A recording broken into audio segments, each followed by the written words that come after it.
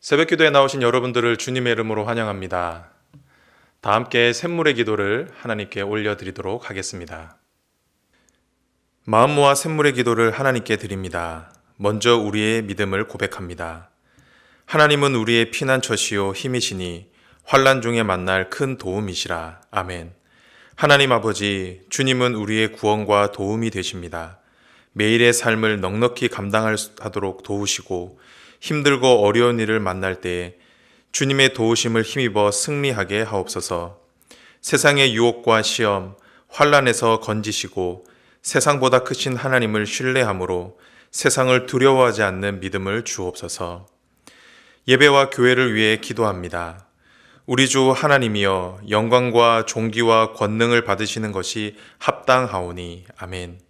하나님 아버지, 샘물의 예배가 온전히 주님만 높이고 경배하기를 원합니다. 미리 준비하는 예배가 되게 하시고 주시는 말씀을 겸손히 받아 순종함으로 삶의 제사를 드리게 하옵소서. 우리 샘물이 주님이 주인 되어 다스리시고 뜨겁게 기도하며 영혼 구원하는 교회 되게 하옵소서. 가정과 목장을 위해 기도합니다.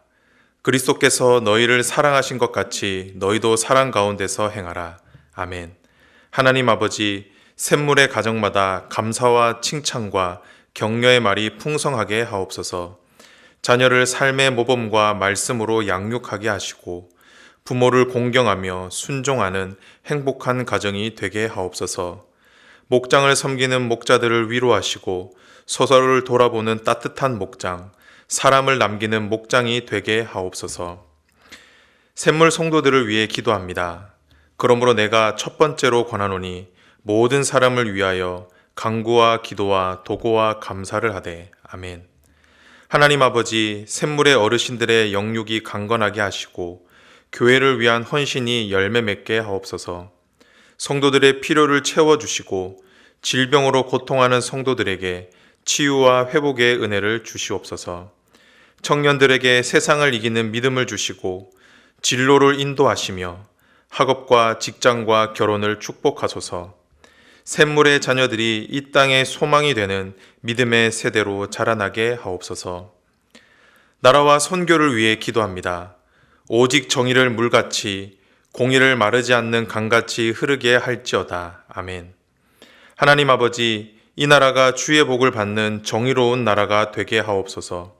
속히 코로나의 어려움에서 벗어나게 하시고 경제가 회복되며 성경의 가치에 부합하는 법과 제도가 세워지게 하옵소서. 선교사들의 건강과 안전을 지켜주시고 복음이 힘있게 선포되어 열방이 주께로 돌아오게 하옵소서. 오늘도 샘물 성도들과 동행하여 주셔서 복된 하루가 되게 하옵소서. 예수님의 이름으로 기도드립니다. 아멘. 오늘 우리에게 주시는 하나님의 말씀은 사무엘상 19장 1절에서 10절 말씀입니다. 사울이 그의 아들 요나단과 그의 모든 신하에게 다윗을 죽이라 말하였더니 사울의 아들 요나단이 다윗을 심히 좋아하므로 그가 다윗에게 말하여 이르되 내 아버지 사울이 너를 죽이기를 꾀하시느니라.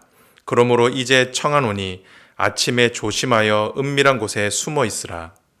내가 나가서 내가 있을 들에서 내 아버지 곁에 서서 내 일을 내 아버지와 말하다가 무엇을 보면 내게 알려주리라 하고, 요나단이 그의 아버지 사울에게 다윗을 칭찬하여 이르되 원하건대 왕은 신하 다윗에게 범죄하지 마옵소서.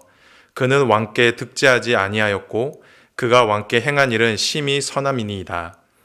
그가 자기의 생명을 아끼지 아니하고 블레셋 사람을 죽였고 여호와께서는 온 이스라엘을 위하여 큰 구원을 이루셨으므로 왕이 이를 보고 기뻐하셨거늘 어찌 까닭없이 다윗을 죽여 무죄한 피를 흘려 범죄하려 하시나이까. 사울이 요나단의 말을 듣고 맹세하되 여호와께서 살아계심을 두고 맹세하거니와 그가 죽임을 당하지 아니하리라. 요나단이 다윗을 불러 그 모든 일을 그에게 알리고 요나단이 그를 사울에게로 인도하니 그가 사울 앞에 전과 같이 있었더라. 전쟁이 다시 있으므로 다윗이 나가서 블레셋 사람들과 싸워 그들을 크게 쳐 죽이매 그들이 그 앞에서 도망하니라. 사울이 손에 단창을 가지고 그의 집에 앉아 있을 때에 여호와께서 부리시는 악령이 사울에게 접하였으므로 다윗이 손으로 수금을 탈 때에 사울이 단창으로 다윗을 벽에 박으려 하였으나 그는 사울의 앞에 피하고 사울의 창은 벽에 박힌지라 다윗이 그 밤에 도피하매. 오늘 우리가 함께 묵상할 말씀은 고난입니다. 특별히 성도가 당하는 애매한 고난에 대해서 묵상하겠는데요. 오늘 본문에서 다윗은 사울로부터 공개적인 살해의 위협을 받기 시작합니다. 이로 인해 다윗은 결국 도망자 신세가 되는데요. 우리는 이런 다윗이 당한 고난을 통해 중요한 교훈을 몇 가지 얻을 수 있습니다. 그렇다고 하면 오늘 본문이 우리에게 일러주시는 교훈은 무엇일까요? 함께 살펴보도록 하겠습니다. 첫 번째 교훈입니다. 그것은 바로 애매히 당하는 고난이 있다는 것입니다. 성도가 하나님의 뜻대로 살다 보면 고난을 받게 된다라는 것이죠. 이것이 바로 오늘 본문이 우리에게 일러주는 교훈입니다. 오늘 본문을 보면 다윗이 그러했습니다. 본문 1절을 보면 사울은 요나단과 신하들에게 다윗을 죽이라고 명령합니다. 이로 인해 다윗은 공개적인 위협을 받게 되는데요. 그런데 우리가 앞선 말씀들을 살펴보았지만 다윗은 살해의 위협을 받을 만큼 잘못한 적이 없었습니다. 오히려 사울과 이스라엘의 선을 행했죠. 우리는 이 사실을 요나단의 말을 통해 잘 알 수가 있는데요. 5절입니다. 그가 자기 생명을 아끼지 아니하고 블레셋 사람을 죽였고 여호와께서는 온 이스라엘을 위하여 큰 구원을 이루셨으므로 왕이 이를 보고 기뻐하셨거늘 어찌 까닭없이 다윗을 죽여 무죄한 피를 흘려 범죄하려 하시나이까. 우리는 이 요나단의 말을 통해 다윗이 사울과 이스라엘에 얼마나 큰 일을 행했는지 그리고 얼마나 헌신적으로 살았는지를 잘 알 수가 있습니다. 그런데 여러분, 결국 다윗에게 돌아온 것은 무엇이었습니까? 바로 살해의 위협이었습니다. 우리는 이런 다윗의 삶을 통해 인생의 중요한 사실 한 가지를 깨달을 수가 있습니다. 그것은 바로 성도에게도 고난이 있다라는 사실입니다. 잘 들으셔야 합니다. 고난이 있을 수도 있다가 아니라 고난이 있다는 것입니다. 특별히 하나님의 말씀대로 살아갈 때 받는 고난, 애매히 당하는 고난이 우리 곁에 있다라는 것이죠. 우리는 흔히 하나님이 우리와 함께 하시면 고난이 없을 것이다 라고 생각을 합니다. 그리고 하나님의 말씀대로 의롭게 살아가면 모든 것이 다 잘 되고 형통할 것이다 라고 여기죠. 하지만 저와 여러분의 현실은 어떻습니까? 그렇지가 않죠. 그렇기에 저와 여러분이 매일의 삶 가운데 고난을 받아들이게 되면 그 고난을 쉽게 잘 이해하지 못하게 됩니다. 그래서 우리는 이렇게 하나님께 질문하죠. 하나님, 제가 주를 위해 이렇게 열심히 살았는데 왜 저에게 이런 고난을 허락하십니까? 제가 뭘 그리 잘못했길래 저에게 이런 고난과 시련을 주십니까? 라고 질문하죠. 그런데 성경은 이런 우리의 질문에 이렇게 대답을 합니다. 성도에게도 고난은 있다는 것입니다. 아니, 더 정확하게 말씀드리면 성도가 의롭게 살아갈 때 반드시 고난을 겪게 된다는 것입니다. 성경은 이 사실을 우리에게 가르쳐 주기 위해 다윗의 삶을 조명해 준 것입니다. 하나님 앞에서 점도 흠도 없었던 다윗이 당한 그 고난을 통해 우리가 이 땅에서 받아야 할 고난을 설명해 주셨다라는 것이죠. 사도 바울도 이 사실을 너무나 잘 알고 있었습니다. 그래서 자신의 제자 디모데에게 무엇이라고 말했습니까? 디모데후서 3장 12절입니다. 무릇 그리스도 예수 안에서 경건하게 살고자 하는 자는 박해를 받으리라. 이 세상에서 믿음을 지키며 산다면, 그리고 우리가 하나님 편에 서서 산다고 한다면 반드시 고난은 따라온다라는 것입니다. 사랑하는 성도 여러분, 바라기는 가슴 아픈 말씀이지만 이 말씀을 믿음으로 받으시기 바랍니다. 그리하여 우리 앞에 펼쳐진 고난 앞에 혼란스러워하거나 두려워하지 마시기 바랍니다. 오히려 내가 당하는 고난을 의연히 받아들이고 그 고난을 통해 우리에게 말씀하시는 하나님의 음성을 들을 수 있기를 주님의 이름으로 축복합니다. 두 번째 교훈입니다. 그것은 바로 하나님은 고난받는 자를 도우신다라는 것입니다. 즉, 성도에게 고난이 필연이라면 고난 가운데 베푸시는 하나님의 은혜 또한 필연이라는 것입니다. 이것이 바로 하나님께서 고난 가운데 있는 성도들에게 일러주시는 두 번째 교훈, 그리고 위로입니다. 오늘 말씀은 고난 가운데 있던 다윗에게 임한 놀라운 구원의 은혜를 소개하고 있습니다. 그 놀라운 구원의 은혜는 바로 사울의 아들 요나단을 통한 구원이었습니다. 본문을 보시면 사울의 명령을 들은 요나단은 다윗에게 찾아가 이 모든 사실을 알리고 다윗을 미리 숨겨줍니다. 그리고 아버지에게 가서 설득을 하죠. 본문 1절은 요나단이 이렇게 한 이유를 이렇게 말씀합니다. 다윗을 심히 좋아함으로. 여러분, 그런데 우리가 이 말씀을 대수롭지 않게 여길 수도 있지만 이 상황이 참 오묘합니다. 아버지는 다윗을 시기하여 죽이려 합니다. 그런데 아버지와 가장 가까운 아들은 지금 무엇을 하고 있습니까? 다윗을 사랑하여 살리려고 하고 있습니다. 즉, 다윗에게 있어 고난의 시작과 구원의 시작이 한 가족 안에서 이루어지고 있는 것이죠. 참 아이러니한 일입니다. 어떻게 보면 죽음의 기운이 가득한 곳에 살리시는 하나님의 강력한 은혜가 동시에 뿜어져 나오고 있었다라는 겁니다. 이것이 바로 다윗이 경험한 놀라운 하나님의 은혜였습니다.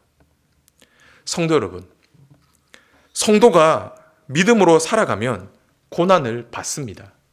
하지만 하나님께서는 고난받는 자들, 특별히 하나님의 편에 서서 고난받는 자들을 결코 내버려 두시지 않으십니다. 고난받는 자들을 반드시 도우시고 구원해 주십니다.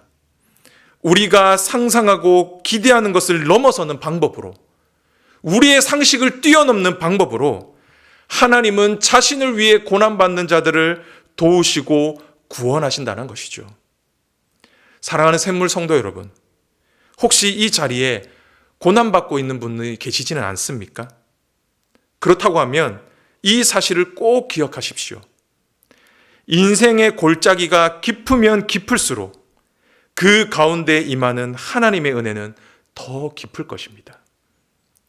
하나님께서는 고난 가운데 있는 저와 여러분을 결코 내버려 두지 않으시고 놀라운 능력으로 저와 여러분을 도와주실 것입니다. 반드시 지키시고 구원해 주실 것입니다. 바라기는 이 사실을 믿음으로 받으시고 고난 가운데 임할 놀라운 하나님의 은혜와 구원을 기대하실 수 있는 저와 여러분이 되시길 주님의 이름으로 축복합니다. 마지막인데요. 오늘 말씀이 우리에게 일러주시는 교훈. 그것은 바로 그렇기 때문에 자리를 떠나지 말라는 것입니다. 고난 속에서도 하나님이 행하실 놀라운 구원의 은혜가 있기에 지금 내가 있는 그 자리, 하나님이 허락하신 고난의 자리를 떠나지 말라는 것입니다. 오히려 당당히 그 고난을 받아들이라는 것이죠. 이것이 바로 우리에게 일러주시는 마지막 교훈입니다. 본문 6절을 보면 사울은 요나단의 설득으로 다윗을 죽이지 않겠다라고 맹세를 하게 됩니다. 그런데 7절에서 이상한 일이 벌어집니다. 요나단이 이 사실을 다윗에게 알리고 다윗을 사울에게로 데리고 가는데요. 그런데 다윗이 어떻게 합니까? 요나단을 따라갑니다. 여러분, 이상하지 않습니까? 그리고 8절을 보면 더 이상한 장면이 나옵니다. 다윗이 이전과 같이 이스라엘을 위해, 사울을 위해 블레셋과 전쟁을 합니다. 아무 일도 없었다는 듯이 이스라엘을 위해, 사울을 위해 전쟁터로 나가고 있다라는 것이죠. 여러분, 이것이 이상해 보이지 않을 수 있지만 조금만 더 생각을 해보면 다윗이 지금 참 위험한 일을 하고 있다는 것을 잘 알 수가 있습니다. 아무리 사울이 죽이지 않겠다라고 맹세했지만 이미 다윗은 사울의 마음을 알아버렸습니다. 그런데 다시 돌아간다니요. 그리고 자신을 죽이기 위해 전쟁터로 내몰았던 사울을 위해 다시 전쟁터로 나간다니요. 정말 다윗을 알다가도 모르겠습니다. 하지만 다윗은 다시 자신의 자리로 돌아가 묵묵히 자신에게 맡겨져 있는 그 일에 최선을 다하는 것을 볼 수가 있습니다. 성도 여러분, 그렇다고 하면 다윗이 다시 사울의 궁전으로 들어갈 수 있었던 이유는 어디에 있었을까요? 그것은 바로 다윗은 하나님을 믿었기 때문입니다. 하나님께서 자신의 억울함을 아시고 자신을 사울의 손에서 반드시 지키시고 구원하실 것을 믿었기 때문입니다. 그렇기에 다시 자신의 자리로 돌아갈 수 있었던 것입니다. 우리는 이 사실을 시편 59편을 통해서 잘 알 수가 있습니다. 시편 59편은 다윗이 사울의 위협으로 둘러싸여 있을 때 지었던 시편인데요. 16절과 17절을 다 함께 읽어보도록 하겠습니다. 나는 주의 힘을 노래하며 아침에 주의 인자하심을 높이 부르오리니 주는 나의 요새시며 나의 환난 날의 피난처이심이니이다. 나의 힘이시여 내가 주께 찬송하오리니 하나님은 나의 요새이시며 나를 긍휼히 여기시는 하나님이심이니이다. 다윗은 자신이 당하는 고난 앞에서도 하나님을 찬송하겠다라고 노래합니다. 왜 그렇습니까? 그것은 바로 하나님께서 다윗의 요새가 되시며 피난처가 되시기 때문입니다. 즉, 지금 다윗은 사울의 궁전 안에 있는 것처럼 보이지만, 그리고 자신을 죽이려고 하는 자들 가운데 쌓여 있는 것처럼 보이지만 실은 하나님이라고 하는 그 요새 가운데 안전히 피해 있었다라는 것입니다.